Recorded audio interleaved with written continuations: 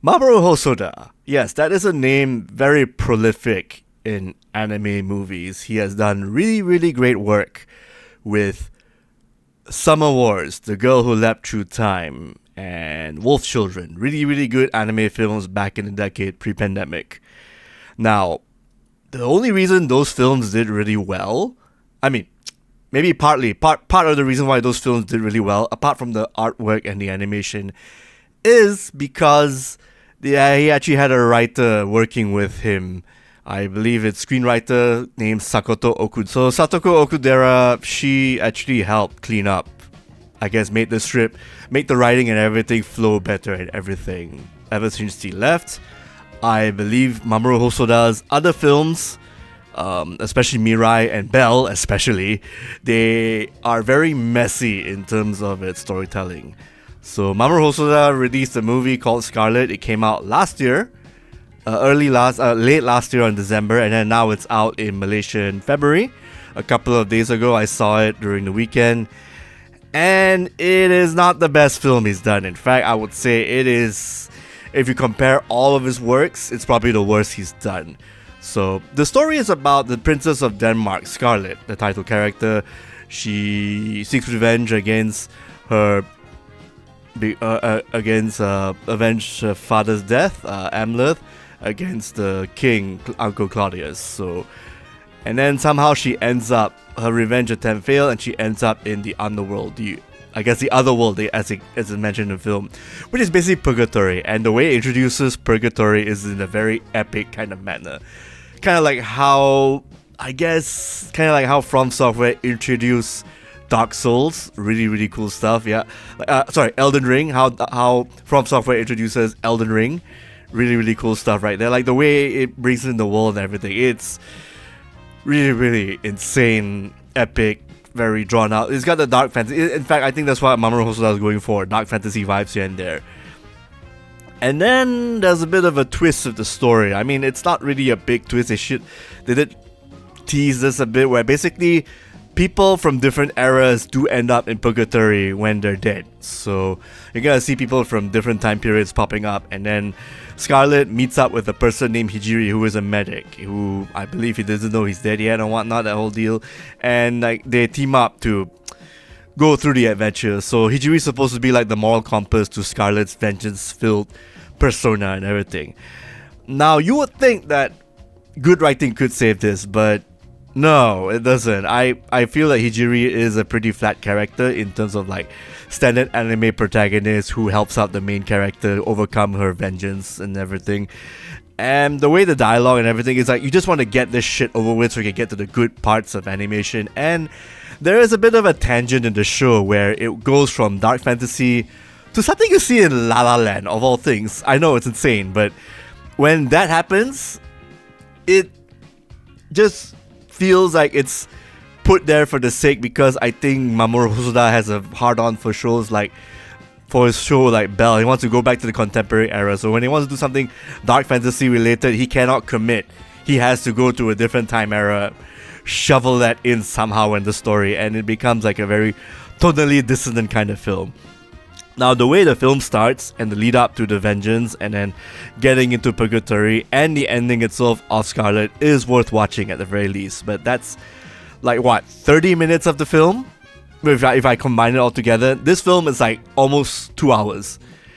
And I do believe if you cut out like 30-40 minutes of this film, you're not gonna miss much, because everything is all dialogue padding. It just feels like you're just regurgitating the same plot points and topics again and again, when the animation should have just taken over. I do feel there's a lot more talking than animating, and herein lies the problem when your most trusted scriptwriter left to do like other movies. I believe the scriptwriter I mentioned, she recently did a kabuki film, and I heard good things about it, although it was a bit long in the tooth.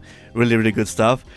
Now the problem with Scarlet is just there's not much meat to the bones apart from the animation, and again, this could have been a much shorter and more concise film, but because of the way it's been presented, we get a bloated mess that just feels like there's nothing going on from the beginning up to the end. It's a lot of filler, and even then, some of the bits that are supposed to look good I feel that I think Mamoru Hosoda and his team have made a bit of like, I won't say budget cuts. I think he may have gotten a bit complacent. So I've noticed there are a bit of like odd animation techniques an indie studio would use, not like a high budget kind of show being funded by Sony Productions. You know, like you've got like a film production company funding Mamoru Hosoda's work, so it should be anything but cheap. But I've noticed a lot of cheap techniques, like some still frames, people not talking, and then some repeated cycles of animation being copy-pasted in the background. You will notice, once you notice, you'll be like, oh god, this is something you would do for an indie film, not so much a big budget film. So herein that lies that problem. And then, in contrast, I saw another film on Netflix called Cosmic Princess Kaguya. In contrast, there's a lot going on in that film that it should have been split to two rather than becoming one whole 2-hour film. Cosmic Princess Kaguya is basically a retelling of the bamboo cutter, where you got the Princess Kaguya coming from the sky, and then and then the bamboo cutter takes care of her, and then she becomes. Except now there's a VTuber kind of story where Kaguya becomes a VTuber. Iroha is the bamboo cutter, and then she is working a steady job all on her own, and then she's got the thing of trying to be playing. She's a gamer as well, and then she helps out Kaguya become the top of the leaderboard stuff. And you got like this whole marriage proposal thing going on in the middle of the game, and then she becomes a VTuber idol along the side this other AI character. There's a lot going on. Again, that's a film that has a lot of too much meat going on. It needs to be split to two. But I prefer Cosmic Princess Kaguya more. That has a more song and dance, literal song and dance to it. It loves what it wants to be, basically. I mean, I don't know if I should actually compare these two films. They're completely different, but at the same time, it just shows that I feel that this is the film Mamoru Hosoda wanted to do, but ends up wanting to do this dark fantasy thing. That's why he shoveled in that dance number in Scarlet, because he probably saw maybe production notes from Cosmic Princess Kaguya and his previous film Belle. He did that. That's the thing. He did Belle, and that was, as much of a mess that was still a very nice tour de force kind of artwork show thing going on. I think that petered well terribly at the end. But at the same time, I brought up Cosmic Princess Kaguya because that's a film I rather watch over Scarlet, despite the fact that there's completely different films here and there. Like, maybe I made a mistake watching these shows back to back, like within the whole span of the 30 days or so. But I don't know why that popped up. That film, Cosmic Princess Kaguya, popped up. Maybe when I saw that dance scene in Scarlet, that movie popped up. It's like, yeah, why are you just trying so hard to be that? It's just insane. Especially when Mamoru Hosoda did that in his previous film, the whole song dance VTuber thing. And then he did that with Summer Wars as well. He was ahead of his time. So all that culminated to something that Cosmic Princess Kaguya succeeded in doing. Whereas in Mamoru Hosoda's original film, Scarlet, it's like he should have just committed to the bit rather than just go back and forth tangent and all that. So all in all, is Scarlet worth watching? Maybe. At least half of it.